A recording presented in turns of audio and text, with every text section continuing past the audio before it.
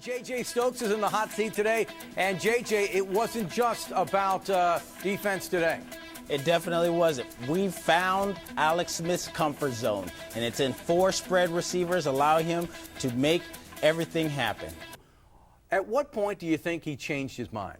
When he realized Jacksonville was the 25th ranked pass defense, the fact that Rasheed Mathis, their best corner, is inactive today, and a little convincing from Jimmy Ray, I think, helped them get into the 4-receiver offense. I'm not sure which one was more committed to continuing the run, Ray or Singletary, but that was their mantra. I mean, going into camp and then up to this point in the season. And it's interesting to know, too, that Jacksonville only had 10 sacks. They're dead last in the National Football League, so they didn't get Smith today, and it wasn't a concern for the 49er offense. It wasn't. They only have 10 sacks going on the season, so from that standpoint, you have to realize your offense has to step up and provide time for Alex Smith with all these options. Defensively, we touched on that in the pregame. This was a big game for the 49ers because of what took place in Green Bay. They knew that they had issues. They knew they couldn't stop Aaron Rodgers, but keeping a team out of the end zone was gigantic for that defense today. It was definitely huge. When you look at what Ron Grant did last week in 127 yards against this 49er defense, it was mandatory for this defense to really step up, facing Maurice Jones-Drew, who is a formidable, actually leads the NFL in touchdowns. And JJ, you've played 10 years in National Football League. Have you ever seen a team completely change its identity? That is, they started this year as a team, a running team, and it's now a passing team. That I have not seen. It's usually unusual for that to happen. Usually you stick to what you do best, and for Mike Singletary and his staff, they thought the run game was best, but as he just mentioned there, they do have several playmakers, and Josh Morgan, Vernon Davis, Michael Crabtree, and the list goes on if you add Jason Hill. So you have to play to your strengths, and they did it. They made the switch more than halfway through the season. And they showed that Frank Gore doesn't have to just run the ball to be effective. We knew that anyway, but he was a good receiver today, and he had a touchdown reception. It was a coming out for Alex Smith. You saw him under the center to start, but then move back to the shotgun. I think he's more comfortable back there as long as he has options. And by those options, even Frank Gore became an option with the receivers and running backs. So for him, he felt in his comfort zone. I mean, when we saw Sean Hill come in and win 3 games, and since Alex has come in, creating turnovers was a big issue. And now they minimized that today. They nullified it, in fact. But you need to take this and build upon it. If they can do this consistently, I think you will see Alex Smith.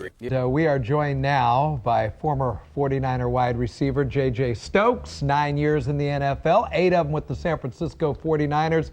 I got to ask you right off the bat, J.J., and first of all, always nice to have you with us, but this guy, Greg Lewis, who made the game-winning catch for the Vikings, hadn't caught a ball throughout the entire game. He comes in that particular circumstance as the 4th receiver. He winds up making not only the game-winning catch, but just a sensational catch. You were a wide receiver in the NFL. Go through it as we watch the video of it, just how difficult this catch is, let alone the great on-the-money throw from Favre. Well, the thing about it is Greg Lewis is their 4th receiver.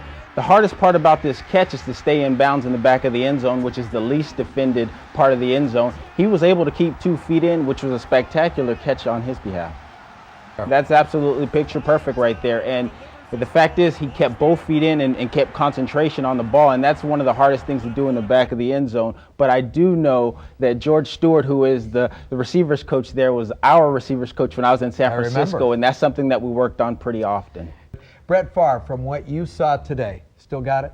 He definitely still has it. He is a game manager, but he has 2 hats on. One is the game manager because he's handing the ball off to Adrian Peterson. But secondly, when the time is needed, when it's time for him to really put on that hat and go out and make plays, you can count on Brett Favre. That's exactly why they brought him in this year, because he can make those throws, and he's not hesitant to make those throws. He's a risk taker, and that's what you love about him. But at the same time, it can hurt you at times.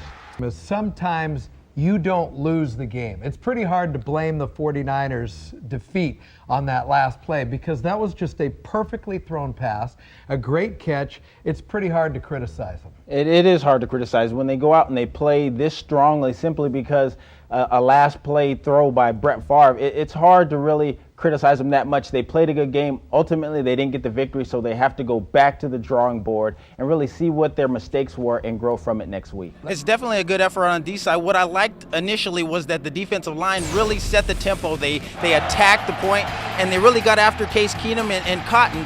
those guys didn't have time to do the things they wanted to. They disrupted the quarterback's rhythm and allowed the secondary to really stand up. Here you see the deflection for interception, and they played excellent, but the secondary benefited from the upfront force. As a team during the course of a week, what you have to have happen, you have to outwork your opponent. You have to work harder than they are through the course of the week, and that builds your confidence level. And when that's built, you come into the game as confident as can be, and it shows on Saturday, and that's what we saw tonight. You know, and Osweiler comes in, Brock Osweiler, perhaps that was the big difference. This guy was unbelievable replacing 3. Yeah, when 3 went down, Osweiler came in, and the thing that jumps out right away out at you is the fact that he's 6'8". He's able to be seen by all his receivers, and all he did initially was get the ball to his receivers in space and allow them to make defensive backs miss, and then from there, they were running the ball.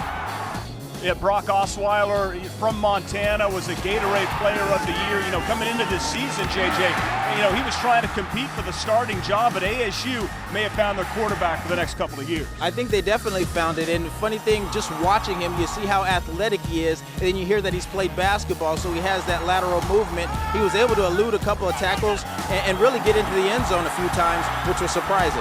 Do I dare ask? It has to be the 3. Yeah, that was definitely my favorite memory, coming back and having John Barnes and getting able to connect with him. It was kind of something that just happened that day, and it was a fun time. I can think back to just looking at one another and realizing that he was going to toss me the ball. I just wanted to be open and make sure I could secure the catch, and little did I know that something like this was going to happen where I could score 3 times and have a performance like that. It was, I say it was luck, but I'm sure glad I was lucky. What stands out about Lane Kiffin is that he doesn't let anything get to him. The fact is he's so calm and mellow, and I think that presents a united front for his team. But ultimately what he's saying about this team, it's about the players and it's about the fans, because everywhere you go, regardless of what team you're for, you know which way one person is going. I think when he came out and he said that they will be better next year, they can eliminate turnovers. They can eliminate the boneheaded mistakes that they've made tonight, and they will have the effort. They did show the energy, but the one thing that I'd like to see out of them next year, being prepared for everything, is to come out with a little bit of mean and nastiness. That's what I'm missing seeing on the field for the UCLA Bruins. Hopefully they can get that together, but you can't teach meanness and nastiness. You just got to come out with that fight and aggression and take it out on the opposing team.